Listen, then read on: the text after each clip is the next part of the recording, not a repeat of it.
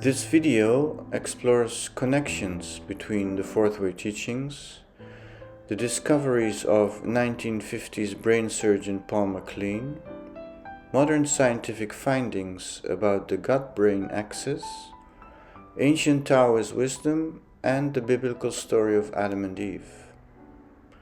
It highlights how these different points of views are connected, offering insights into the relationship between the body, mind, and consciousness. Know thyself is an ancient Greek aphorism famously inscribed at the Temple of Apollo in Delphi. Similarly, in the Egyptian temple of Luxor, the inscription reads, "The body is the temple of God within you. Therefore it is said, man, know thyself." This profound wisdom echoes across various spiritual traditions, including the Fourth Way, a modern teaching of spiritual development focused on awakening one's higher self. The Fourth Way emphasizes that the journey to uncovering the higher self or real I begins with self-observation combined with self-remembering. This process involves perceiving oneself not as the familiar I one usually identifies with, but rather as an interesting stranger.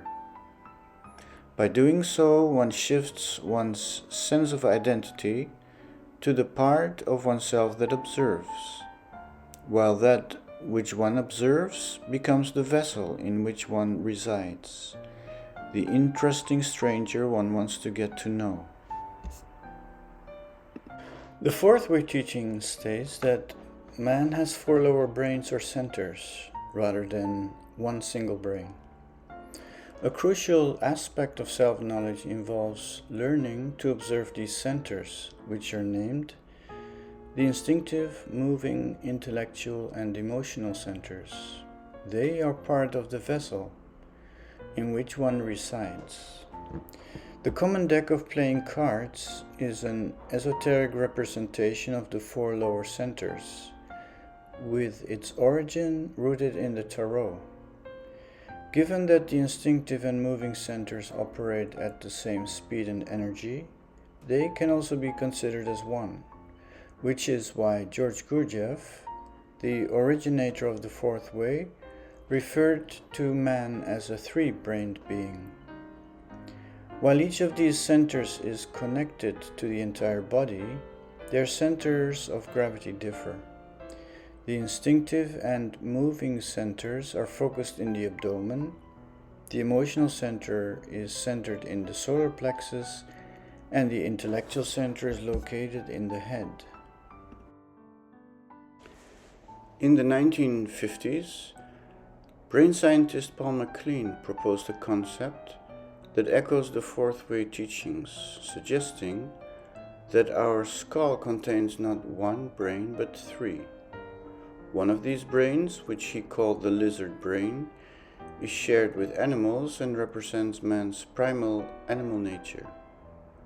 This idea resonates with many esoteric teachings, one of which is the Kabbalah, a Jewish mystical text which states, "Man was composed of 2 natures, the animal or lower self, and the spiritual or higher self, and this is because the former is necessary to the development of the latter." The lizard brain corresponds to the moving and instinctive centers described in the Fourth Way. After a child has been educated or conditioned and has learned to behave in socially accepted ways, the lizard brain, unlike in animals, becomes regulated by the intellectual and emotional centers. However, this primal brain asserts itself strongly in certain situations. It is curious to see the violent energy of professional soccer players when they celebrate scoring a goal.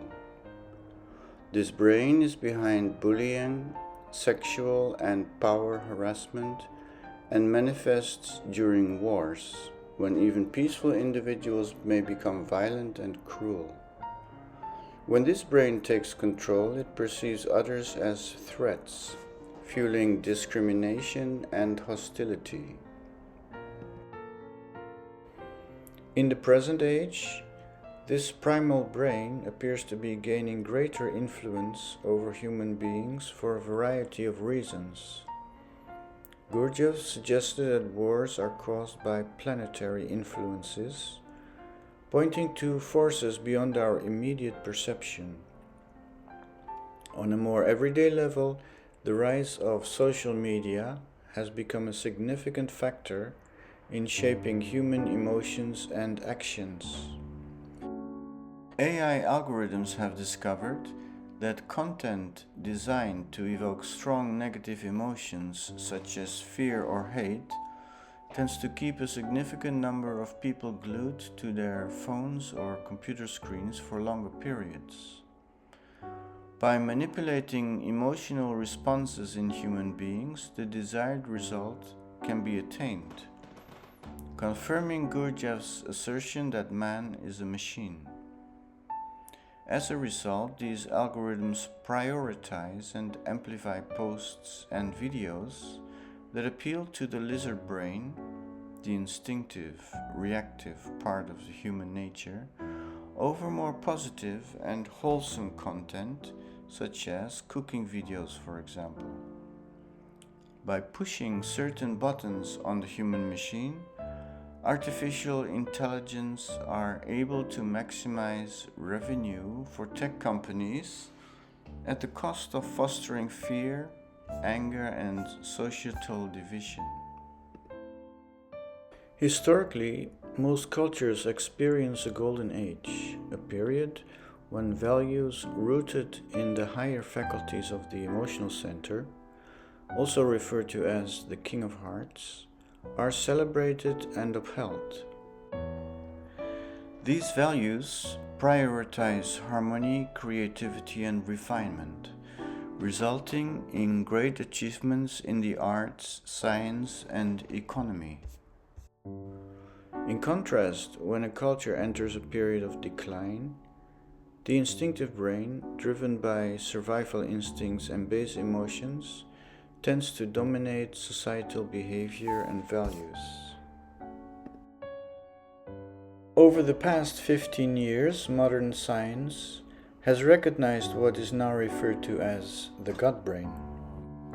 With each passing year and with more and more research, we're beginning to realize that we have two brains, that in fact your brain up in your head should properly be called your second brain, and that your first brain should be properly called your gut. Now that's a pretty bold statement. Rather than a kind of top-down information system of the brain being in control of us, it's actually at least equal between the gut and the brain. And I think in terms of our short-term and long-term health that both the first brain down in the gut is probably the big winner. While research mostly emphasizes the role of the gut in physical health, scientists now also are beginning to understand that the gut brain also exerts a profound influence on a person's emotions and psychology. In fact, it plays a key role in keeping humanity in a state of psychological sleep. Esoteric traditions suggest that humans live their entire lives, from birth to death, in this state of sleep. Gurdjieff articulated this idea stating, "Man lives in sleep. In sleep he is born and in sleep he dies." Shakespeare similarly captured this notion in The Tempest. He said, "This is a strange repose, to be asleep with eyes wide open, standing, speaking, moving, and yet so fast asleep." This psychological sleep is characterized by a lack of self-awareness, where individuals are either absorbed in external activities or lost in their internal thoughts and emotions. The phrase losing oneself carries a profound meaning. It signifies the loss of one's higher self and enslavement to the lower self, one's animal nature. Many people remain unaware of their higher self as it lies hidden behind layers of illusion. In the beginning of the path, the higher self can only awaken when the lower self becomes passive. Only at an advanced stage is it possible to experience spontaneous moments of awakening when the higher self observes the lower self while it goes about its business. The 10 ox-herding images from the Zen tradition illustrate this awakening process. The first 6 images depict the ox herd gradually mastering the bull, which symbolizes a person's animal nature. The ox herd represents the steward or mind ruler, who must first become aware of the lower self to gain control over it. In the first 2 images, symbolizing the initial stirrings of self-awareness, the bull remains hidden. It takes sustained self-awareness combined with esoteric knowledge and understanding to begin recognizing and confronting one's lower self. The state of sustained self-awareness is spoken of as being present or being here now. It has gained considerable popularity over the past 20 years and is discussed by famous actors, TV personalities, yoga teachers and spiritual teachers. However, people often assume that once they grasp the importance of these ideas, their entire being has understood them. In reality, only a small part of one's being truly comprehends or is even interested in these ideas. Even when one is determined to awaken, it is relatively rare for one to actually attempt to be aware of oneself in the midst of one's daily activities. One simply forgets about it, because other things become more important. This is because one is not unified and only a small part of the lower self is invested in this effort. The Taoist I Ching says, "Can you, by use of the Po Soul, hold fast to the one and not stray from it?" Being present refers to the awakening of one's higher self or real I, the One. However, this higher self does not automatically awaken just because one realizes one has been asleep. To achieve true presence, one must prolong self-awareness and observe, in the moment, how the lower self actively obstructs this awareness. Merely talking or writing about being awake is vastly different from making the genuine effort to be awake now, in this moment. As Gurdjieff remarked, as soon as a man awakens for a moment and opens his eyes, all the forces that caused him to fall asleep begin to act upon him with tenfold energy, and he immediately falls asleep again, very often dreaming that he is awake or is awakening. Since the lizard brain, a primal part of human consciousness, often dominates one's behavior, animals are used as a symbol for the lower self in esoteric traditions. This lizard brain is closely linked to the gut brain. The Sufi mystic Al-Tirmidhi observed, the abode of the lower self is in the stomach and in the area of the waist. When the higher self is dormant, a person is governed by the lower self.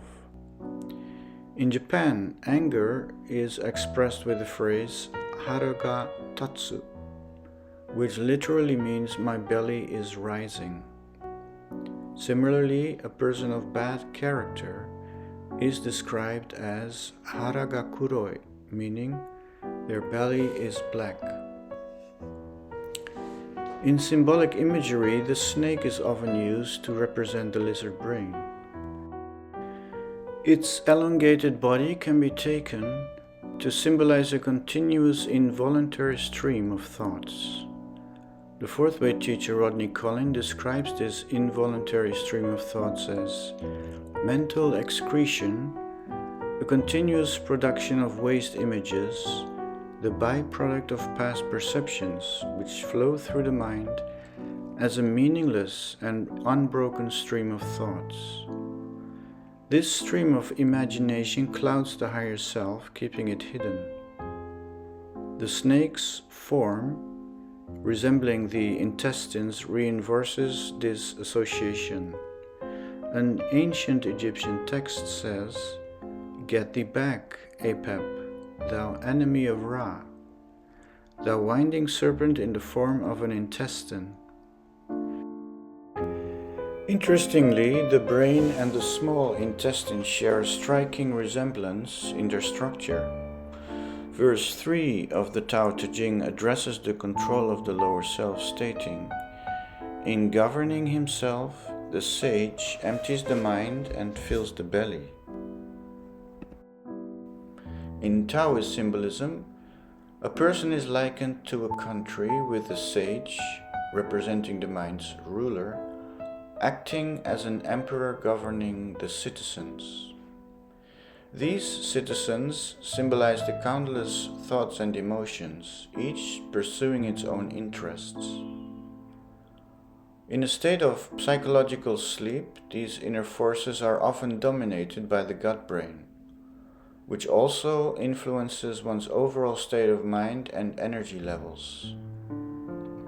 In this state of disunity, people are driven by external stimuli, the 10,000 things, and shift erratically with every fleeting thought or emotion. The Book of Guanzi encapsulates the antidote to this condition.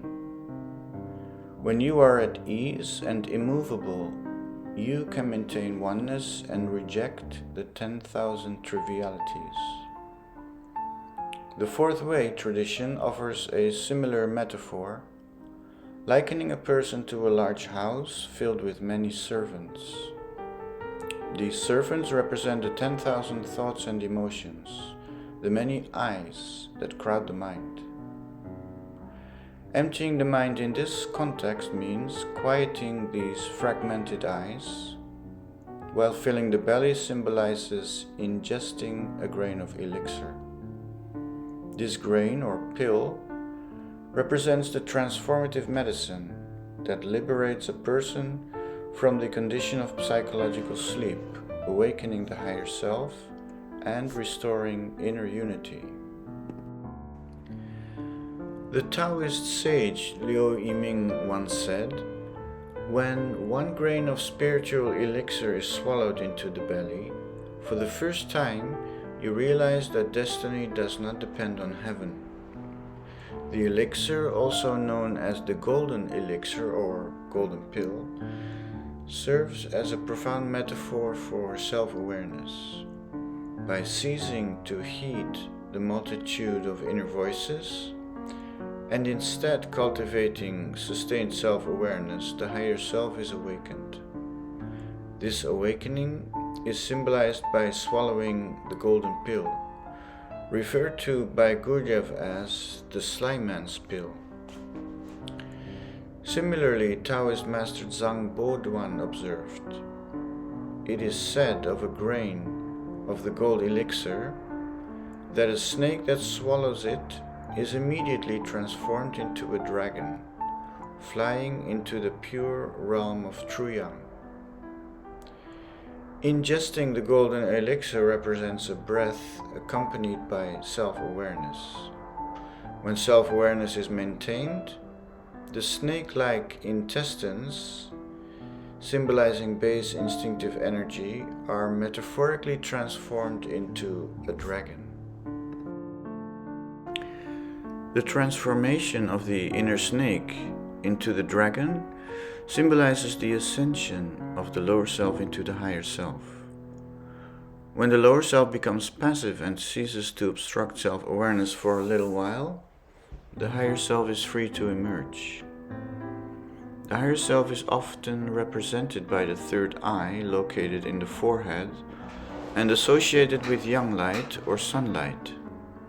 Conversely, the abdominal region represents yin darkness and the lower self. Taoist master Chen Shubai aptly described this contrast, stating, "The area below the navel where the bowels are is called hell, or the directorate of the ninefold darkness. It is where yin filth accumulates, so true young energy does not abide there." True young energy is also symbolized by the blue sky mind. The light of self-awareness resembles the clarity of the blue sky, where the higher self, the inner sun, shines unobstructed by the clouds of the 10,000 eyes. This concept is vividly depicted in this version of the 10 ox-herding images. The lower self, represented by the black bull, has become completely white and docile in image 6, signifying its transformation. Without knowledge and awareness of the lower self, one cannot see how it obstructs self-remembering. Consequently, the impulse to be self-aware rarely arises during daily life. Even when one begins the effort of self-remembering, it often lasts only for fleeting moments. When self-awareness is lost, it frequently goes unnoticed as one ceases to observe oneself. This makes it all too easy to fall into the illusion of awakening, mistaking it for true progress. As Gurdjieff insightfully remarked, one only dreams that one is awakening. Many people who abhor violence and would never resort to it may believe that they have control over their animal instincts. In animals, the lizard brain plays a crucial role in ensuring physical survival. In humans, this brain plays a much stronger role in relation to psychological survival, particularly in shaping and defending one's sense of identity or sense of I. Social interactions, such as those in the workplace, are often perceived as power struggles, activating this brain's mechanism to assert dominance or protect perceived vulnerabilities. The view held by some that all human interactions are only power struggles, in which there is no room for truth, facts, or compassion, can also be traced to the influence of this brain. When one embarks on the path of awakening, the primal nature of the lizard brain becomes highly active. Awakening requires the instinctive and selfish impulses of the lower self to either become passive or temporarily die. However, this is fundamentally at odds with the purpose of the lizard brain, which is designed to preserve one's sense of I at all cost. As a result, this primal part of the brain often works to disrupt efforts towards self-awareness. It resists change and perceives surrendering its impulses as a threat to its survival. This internal resistance can manifest as distractions, fear, or heightened attachment to habitual patterns, all aimed at maintaining the status quo and thwarting the transformative process of awakening. Without awareness of this aspect within oneself, the journey toward awakening risks becoming just another dream. The resistance of the lizard brain, with its instinctive drive to preserve itself and maintain control, can subtly co-opt the process of awakening, turning it into the illusion of progress rather than genuine transformation. The Sufi poet Rumi said, "The snake is your animal self. Do not expect to oppose it with quietness and sweetness and mere wishing." This dynamic is illustrated in the biblical story of Adam and Eve, when they are tempted by the snake to disobey God's command. Esoterically, Adam and Eve symbolize the intellect and the heart, or the yin and yang within oneself in harmony. Living in the Garden of Eden represents a state of unity with the awakened higher self, one's inner God. The apple from the tree of knowledge of good and evil offered by the serpent represents intrusive thoughts or desires aimed at disturbing this state of unity. Paying attention to these thoughts causes this state to be automatically lost. It is not possible to detect all these pitfalls on one's own. As the Bible states, the serpent was more cunning than any of the other creatures. Recognizing this within oneself requires the guidance of a conscious school. The fourth way teaches that everything in the universe, both physical and psychological, results from the interplay of three forces. The state of awakening arises from the alignment of one's own desire and effort, which constitute the first or active force, the 10,000 internal things, one's habits and general mechanicality, which represent the second or denying force, and the support of internal and external companions, the guidance of a conscious teacher and the help of higher forces, which form the third or neutralizing force. Rodney Collins said, "It is impossible for a man to get higher states by his efforts alone. Some higher power must come down from above to help him. Only lightning can produce certain results, but man must make his own conductor and thrust it high above the surrounding jungle in order to attract the lightning."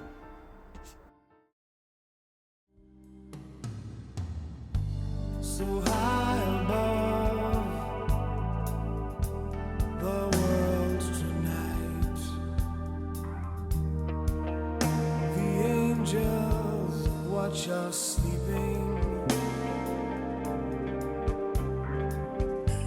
and underneath our bridge of stars, we dream in safety's keeping. But perhaps the dream